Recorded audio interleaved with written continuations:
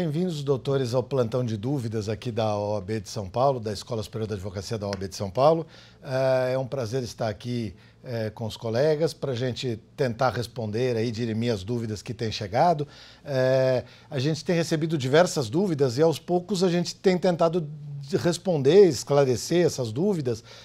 Não apenas eu, mas outros colegas professores também têm participado dessa atividade do plantão de dúvidas, e aos poucos a gente vai tentando ajudar os colegas aí a entender, a ver como é que funciona melhor esse novo Código de Processo Civil, mas podem continuar mandando suas perguntas, que se não for respondido agora, nessa aula, na próxima, alguma hora vai ser, porque a gente está tentando selecionar e cobrir todas as perguntas que têm chegado aqui para a gente.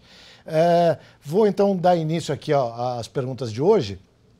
Temos uma pergunta que chegou aqui de um colega relativamente à questão da sentença parcial de mérito, que é uma grande novidade do novo Código. Ele pergunta, a pergunta feita foi: qual é a natureza jurídica dessa sentença parcial de mérito? Porque, na verdade, o artigo que trata da sentença parcial de mérito é o artigo 356 do novo Código de Processo Civil, que diz então lá: o juiz decidirá parcialmente o mérito quando um ou mais pedidos formulados ou parcela deles mostrar-se incontroverso ou estiver em condições de imediato julgamento. Só que aí no parágrafo 5º desse artigo 356 diz: a decisão proferida com base nesse artigo é impugnável por agravo de instrumento. E aí me parece que, deduzo eu, que em decorrência dessa dicotomia, é que surgiu a dúvida do colega, de perguntar qual é a natureza jurídica, então, dessa decisão. Porque fala assim, sentença parcial de mérito, só que, ao mesmo tempo, diz que o recurso adequado para atacá-la é o recurso de agravo de instrumento. E aqui a pergunta é muito bem formulada, porque dá margem realmente a essa dúvida, né? Nós estamos acostumados no nosso sistema processual, desde há muito tempo, de que das decisões interlocutórias o recurso adequado é o agravo, fosse de instrumento, fosse retido, que eram as modalidades que tínhamos de interposição do agravo. E das sentenças cabe apelação. Essa sempre foi a nossa regra básica da sistemática processual, e isso parece estar um pouco mudado dentro dessa colocação feita pelo artigo 356 do novo Código.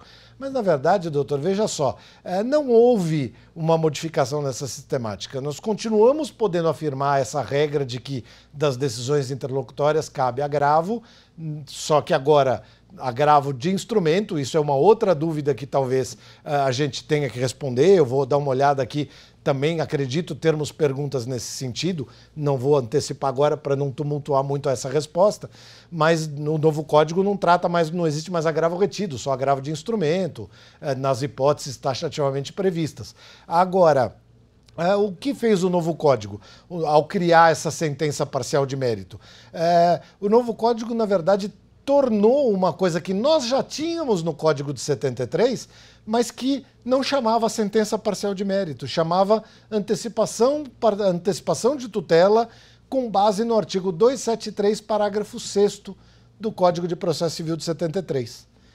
Explico, doutores, vamos lá. O que era a antecipação de tutela prevista no artigo 273, parágrafo 6º? Dizia lá o artigo 273, o juiz poderá antecipar total ou parcialmente a tutela quando?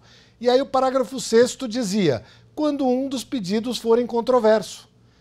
Então, o que foi permitido com esse dispositivo? Que o juiz desse uma sentença parcial de mérito. Só que, na verdade, nós tínhamos dentro do nosso princípio, do nosso sistema processual, adotado o princípio da unicidade da sentença. O que é esse princípio? Todas as questões trazidas no processo, todos os pedidos trazidos no processo, somente poderiam ser decididos num único momento. Qual é esse momento? Sentença. E nós só tínhamos a possibilidade de ter uma sentença no processo. Então o processo somente poderia se resolver depois de esclarecidas todas as questões pendentes e quando estivesse em condições do juiz proferir uma sentença para todos os pedidos. Por conta disso, às vezes o que acontecia? O autor fazia um pedido, o autor pedia A, B e C. Aí o réu limitava a sua contestação ao pedido C, com relação ao pedido A e B, o réu não contestava o pedido, ele só contestava o pedido C. Diante dessa situação, o juiz podia dar uma sentença julgando mérito? Não podia. Nós tínhamos o princípio da unicidade da sentença. Todos os pedidos têm que ser resolvidos no mesmo momento, através de uma única sentença. E tanto se discute, há tantos anos, há tanto tempo se discute, mas o processo é lento, o processo é demorado, temos que dar duração razoável ao processo. Por conta de todas essas questões, que são verdadeiras, me parecem totalmente corretas, não estou questionando nenhuma delas, mas por conta disso, o que o legislador fez? Acabou inserindo o parágrafo 6º no artigo 273, que não é da redação original do 273, hein? A redação original do 273, lá em 94, não previa o parágrafo 6º. O parágrafo 6º foi introduzido numa das muitas reformas realizadas posteriormente. E aí introduziu-se esse parágrafo para dizer que se o pedido fosse incontroverso, não tivesse sido contestado pelo réu, o juiz poderia antecipar a tutela com relação a esse pedido. O que o juiz estava fazendo nessa situação, doutores? Ele realmente estava dando uma decisão interlocutória ou ele estava dando uma sentença? Me parece que é bastante claro que a natureza dessa decisão de antecipação de tutela com base no pedido incontroverso tinha natureza de sentença e não de decisão interlocutória, porque ela era uma decisão de mérito e que liquidava a questão, porque ela não estava sujeita à confirmação posterior pela sentença. A partir do momento em que o juiz antecipava a tutela com base no pedido incontroverso, essa decisão, não ter posto recurso contra essa decisão fazia coisa julgada material. E não sou apenas eu que estou dizendo isso, a doutrina mais especializada em processo civil sempre defendeu essa posição. A decisão de antecipação de tutela com base no 273, parágrafo 6º, fazia coisa julgada material, depois não tendo sido interposto recurso, ou tendo sido interposto recurso, mas improvido o recurso, essa decisão fazia coisa julgada material, essa decisão estava sujeita a inclusive ação rescisória eventualmente, porque era uma decisão de mérito que fazia coisa julgada material, não precisava ser confirmada pela sentença. E aí, a partir do momento em que se formou essa doutrina e se firmou essa doutrina, começou a haver a discussão. Mas qual é o recurso adequado para atacar? Se ela tem natureza de sentença, então o recurso adequado para atacar é a apelação. Vejam só, doutores, para manter a correlação que nós sempre tivemos, realmente seria. Só que qual é o problema? Se a gente admitir a apelação contra essa decisão interlocutória, o processo tinha que continuar com relação aos demais pedidos. E aí como é que ia subir para o tribunal para julgar aquele recurso, o processo, se ainda tinha outros pedidos para haver instrução e julgamento? Então, parte da doutrina falava, não, então realmente essa decisão é uma decisão interlocutória, apesar de ter natureza de sentença, é uma decisão interlocutória atacável por agravo de instrumento. Houve algumas decisões, no meu modo de ver, de certa forma, assim, um pouco precipitadas, um pouco colocadas no embalo da novidade, que sustentaram a possibilidade do cabimento de apelação por instrumento. Se vocês fizerem uma pesquisa, principalmente no Tribunal de Justiça do Rio Grande do Sul, que sempre tem essas teses, criam teses novas, buscam soluções alternativas, eles sustentavam isso, que poderia haver a possibilidade de se admitir contra aquela decisão que antecipava a tutela com base no parágrafo 273, parágrafo 6º, caberia apelação por instrumento. Me parece que não há possibilidade de se admitir isso, até porque não existe esse recurso previsto no nosso ordenamento, né? A gente estaria criando um recurso que não pode, só a lei federal pode criar um recurso, então me parece que não era a melhor saída. E acabou prevalecendo a tese, então, de que contra aquela decisão cabia a interposição de recurso de agravo de instrumento. A regra até, desde, agora não me fugiu aqui a lei, mas a última lei que reformou o agravo, acho que é de 2005, se eu não estiver enganado, que tornou o agravo retido como a modalidade natural do agravo e o agravo de instrumento somente se houvesse urgência e risco de dano irreparável de difícil reparação. Nesse caso da tutela antecipada, normalmente se admitia o agravo de instrumento, até porque não adiantava depois que o juiz desse sentença querer discutir mais aquilo. Então, era uma hipótese onde se admitia o agravo por instrumento contra aquela decisão.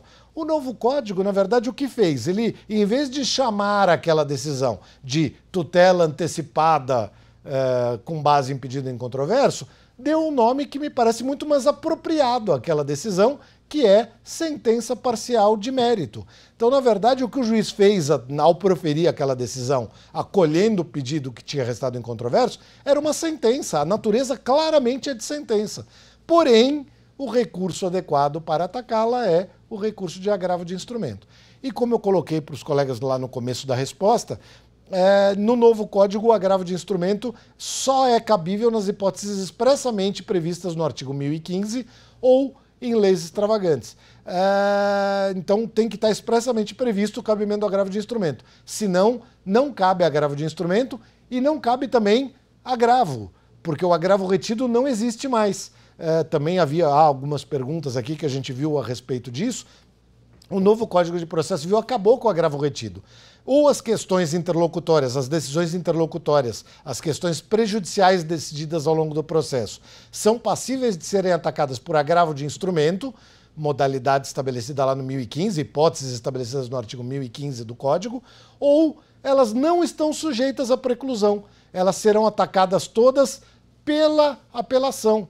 Então, todas aquelas decisões interlocutórias, todas aquelas decisões de questões prejudiciais ao longo do processo, das quais não fora possível interpor o recurso de agravo de instrumento por não estarem previstas no artigo 1015, serão passíveis de ataque em preliminar de apelação ou em preliminar de contrarrazões, quando a parte for recorrer contra a decisão final de mérito. Não há possibilidade de... não há mais o agravo retido. Essas questões não precluem. Artigo 1009, parágrafo 1º do novo Código de Processo Civil. Não haverá preclusão mais das questões prejudiciais. Elas serão todas atacadas conjuntamente no recurso de apelação.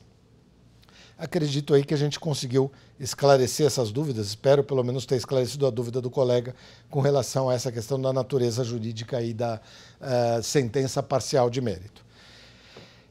Uma outra pergunta que tem chegado aqui com alguma constância, um assunto que tem despertado interesse, é que o novo código privilegia sobremaneira o princípio do contraditório, doutores.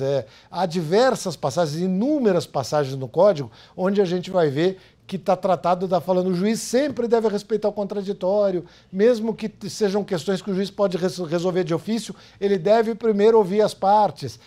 Quando surgir uma questão nova, o juiz nunca deve decidir a respeito sem ouvir as partes. Há inúmeros dispositivos no código, espalhados pelo código, tratando do princípio do contraditório, da primazia do contraditório dentro do processo, doutores. E a questão que nos chegou é a seguinte, é uma questão interessante, porque, vejam só, o artigo 10 do Código de Processo Civil, que é o artigo que deixa mais clara essa ideia de respeito ao contraditório, estabelece o seguinte: o juiz não pode decidir em grau algum de jurisdição com base em fundamento a respeito do qual não se tenha dado às partes oportunidade de se manifestar, ainda que se trate de matéria sobre a qual deva decidir de ofício. Então vejam só, doutores, o dispositivo diz que o juiz, mesmo podendo decidir de ofício, não deve fazer isso. Ele primeiramente deve ouvir as partes sobre a questão para somente depois tomar sua decisão. E aí muita gente tem questionado esse dispositivo dizendo o seguinte: não, mas a ideia não é acelerar o processo? O novo código não teve por finalidade abreviar o processo, ajudar na duração razoável? Então isso vai atrapalhar, porque isso vai fazer demorar mais o processo. Porque se o juiz já podia extinguir o processo, mas em vez de fazer isso, ele primeiro tem que ouvir as partes para depois extinguir, só aí ele já perdeu uns 20, 30 dias, né? Porque tem prazo para a parte se manifestar, chegar a petição, ir para ele apreciar, para dar decisão. Então eles questionam, vai perder aí quase um mês desnecessariamente. Para quê?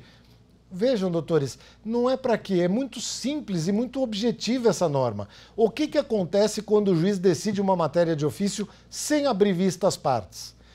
Na grande maioria das vezes, eu não vou dizer na unanimidade das vezes, porque às vezes algum advogado acaba deixando a coisa quieta, vê que está errado, que não adianta, mas na grande maioria das vezes, a parte alega cerceamento de defesa. A parte que é prejudicada com essa decisão de extinção do processo recorre para o tribunal alegando cerceamento de defesa.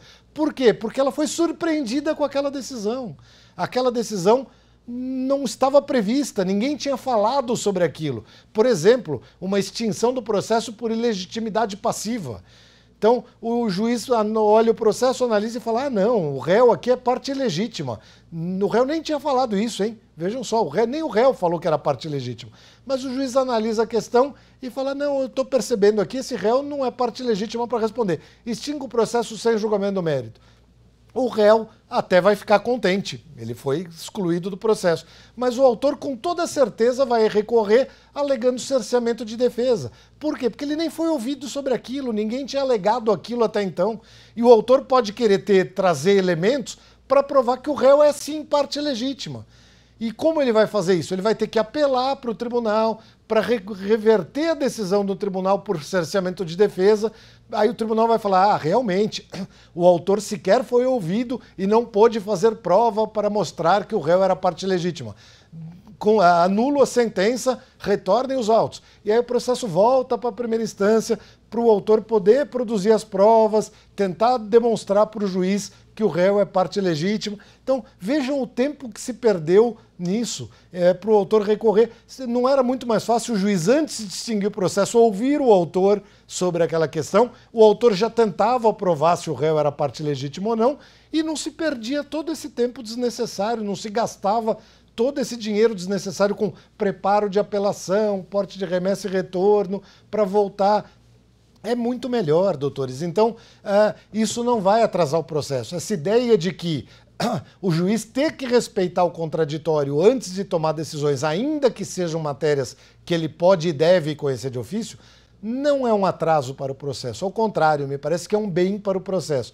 Vai evitar recursos desnecessários, perda de tempo desnecessário, despesas desnecessárias para as partes, e ajudar a que o processo respeite realmente esse princípio, que é um princípio constitucional assegurado pela Constituição Federal, no artigo 5º da Constituição Federal, nos seus incisos que trazem todos os princípios. Aliás, princípios esses que foram todos repetidos nos 11 primeiros artigos do Código, só trata desses princípios constitucionais, agora inseridos dentro do processo como normas fundamentais do Código de Processo Civil, que devem ser seguidas e interpretadas pelos juízes e pelos advogados. Então, me parece bastante correta essa colocação, essa ideia. Aliás, outra questão também que eu já vi algumas perguntas aqui a respeito da demora do processo, que atraso do processo, foram até, eu já ouvi, inclusive, não apenas de perguntas de colegas que têm mandado aqui para o nosso plantão, mas até de professores falando na televisão, juristas falando na televisão, né, querem diminuir o tempo do processo e começa só tendo prazo em dias úteis, onde já se viu, se quer diminuir o prazo do tempo de duração dos processos, o processo tem que correr como corre hoje. Como que vai só correr em dia útil? Isso vai atrasar o processo. Com todo respeito a esses colegas, são colegas que provavelmente não advogam, né, doutores? Porque quem advoga, quem é de cidades distantes da comarca, tem processos fora da sua comarca, sabe o tormento da vida do advogado, que é uma publicação que sai na quinta-feira. E a gente tem um dia para ver o processo, porque o prazo cai na terça, né? Então, a gente tem sexta-feira e segunda-feira para estudar, ver o processo, tirar cópia, analisar, para poder responder até terça-feira. Então, isso, na verdade, essa ideia de prazos em dias úteis, foi apenas para tentar viabilizar, tornar mais fácil um pouco a vida dos advogados que têm processos distantes, que advogam em comarcas distantes, que têm mais dificuldade. Ainda que o processo digital esteja chegando, esteja sendo implementado em todos os lugares, mas ainda não é uma realidade no nosso país. Ainda temos muito a evoluir para que a gente possa falar que nós temos efetivamente um processo digital que funcione, né? Então, quando isso acontecer, me parece até que talvez não fosse um problema. Mas enquanto temos autos físicos, onde a gente precisa se deslocar para verificar os autos, conseguir cópia, isso é imprescindível para a vida do advogado, ele ter prazos em dias úteis. Isso, longe de ser um atraso no processo, é uma melhora para o funcionamento da justiça, né? Para que a justiça possa, os advogados possam se desincumbir melhor das suas tarefas, dos seus ônus processuais, que é fazer a manifestação em nome de seus clientes quando sai uma intimação para eles se manifestarem sobre laudo pericial, sobre coisas, manifestação da parte contrária, contestação, coisas que demandam trabalho, estudo, e eu acho mais do que razoável que o prazo corra só em dias úteis. Isso certamente não é a culpa do atraso do processo, com toda certeza. Há uma questão aqui também bastante interessante que foi repetida por alguns colegas, porque é uma mudança representativa dentro do novo código, é um novo padrão aí dentro do novo código, frente ao código que nós temos em vigor, que é com relação aos limites objetivos da coisa julgada. Doutores, vejam só o que acontece. Nosso atual Código de Processo Civil, de 73, né, diz o seguinte, com relação à coisa julgada, aos limites objetivos da coisa julgada, né, o que é atingido pela coisa julgada. Então vamos lá. Aqui, vejam só, a sentença que julga total ou parcialmente a lide tem força de lei nos limites da lide e das questões decididas. Artigo 468. E o 469 diz, não fazem coisa julgada os motivos, ainda que importantes para determinar o alcance da parte dispositiva, a verdade dos fatos estabelecidas como fundamento da sentença. E 3. A apreciação da questão prejudicial decidida incidentalmente no processo. Então vejam só, o que acontecia no Código de 73, doutores? Só era atingido pela coisa julgada o pedido formulado, a decisão a respeito do pedido formulado pela parte. Os fundamentos da defesa, as questões prejudiciais, não eram abrangidas pela coisa julgada. Qual é o exemplo claro que todos os professores usam a respeito? Ação de alimentos. Então a parte intentava ação de alimentos contra o suposto pai e falava, olha, o fulano de tal é o pai da criança, mas ele não quis reconhecer a paternidade, mas ele é efetivamente o pai da criança, portanto ele deve pagar alimentos. E aí no curso dessa ação de alimentos era necessário provar a paternidade, porque para que ele devesse alimentos era imprescindível que ele fosse pai. Então, ao longo do processo, realizava-se a perícia hematológica, o exame de DNA, constatava-se a paternidade e o juiz pegava e dava a sentença.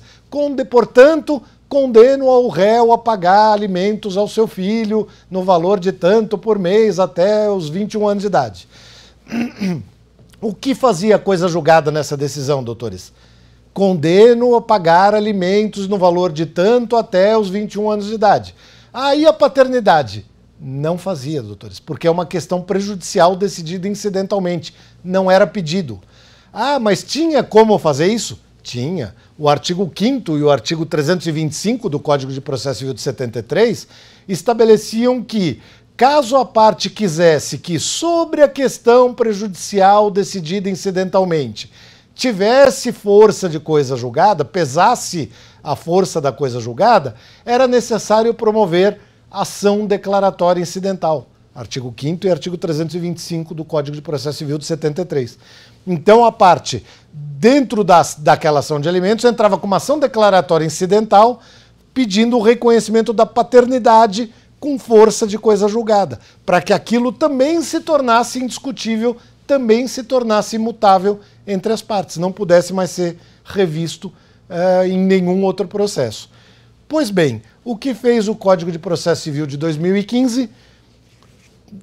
Artigo 503, é o artigo que trata dessa questão da coisa julgada, é o artigo 503, que diz: a decisão que julga total ou parcialmente o mérito tem força de lei nos limites da questão principal expressamente decidida.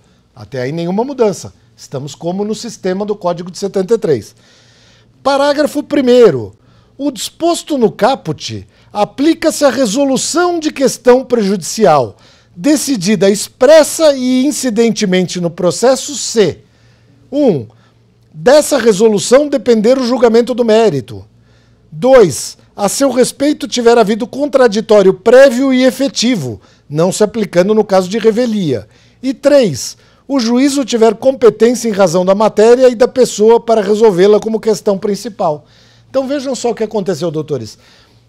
Agora, na nova sistemática, no Código de 2015, aquela questão prejudicial decidida incidentalmente também fará coisa julgada material sem a necessidade de que a parte promova uma ação declaratória incidental. Não há mais a necessidade de promover uma ação declaratória incidental apenas para a finalidade de fazer com que aquela questão prejudicial também se torne imutável, também seja atingida pela coisa julgada. Ela será automaticamente atingida, desde que se encaixe nessas hipóteses, nas questões colocadas nos 3 incisos do parágrafo 1º do artigo 503. O exemplo que eu dei, que era o exemplo clássico, se encaixa perfeitamente, né, doutores? Vejam só.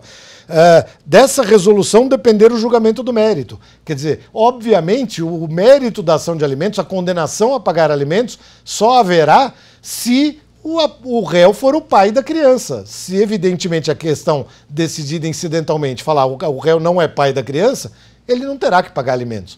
Então, é uma questão que tem absoluta e total influência na decisão do pedido. Portanto, será atingida pela coisa julgada. Ah, mas então não existe mais ação declaratória incidental? Na verdade, no Código de Processo Civil de 2015 não trata da ação declaratória incidental. O artigo 325 não foi recepcionado, não há um correspondente no Código de 2015. Mas, de qualquer forma, há uma ressalva no próprio novo código, no próprio Código de 2015, há uma ressalva lá no artigo 1054, se eu não estiver enganado, deixa eu só confirmar antes de falar aqui, mas no artigo 1054, exatamente, que diz o seguinte: o disposto no artigo 503, parágrafo 1º, que foi o que nós acabamos de falar, essa ampliação objetiva dos efeitos da coisa julgada, somente se aplica nos processos iniciados após a vigência deste Código, aplicando-se aos anteriores o disposto no artigo 5º, 325 e 470 da Lei 5.869 de 73, Código de Processo Civil anterior, Código de Processo Civil de 73. Então vejam que essa extensão objetiva dos limites da coisa julgada para as questões prejudiciais decididas incidentalmente ocorrerão se caracterizadas as situações dos incisos do parágrafo 1º do artigo 503 e só para processos iniciados a partir da vigência do novo Código. Para os anteriores, continua havendo a necessidade da ação declaratória incidental para que aquela questão prejudicial também seja atingida pela imutabilidade da coisa julgada. Doutores, está aqui esgotando o nosso tempo, mas eu agradeço a atenção de todos os colegas. Vamos continuar sempre aqui à disposição para responder essas questões que vocês têm nos mandado. Temos procurado, dentro do possível, atender a todas as questões. Às vezes, como eu disse no começo, não conseguimos fazer logo de cara, mas aos poucos a gente vai conseguir, tanto eu quanto nossos outros colegas que estão participando desse plantão de dúvidas, vamos esclarecer todas as dúvidas que chegam aqui para a gente. Muito obrigado.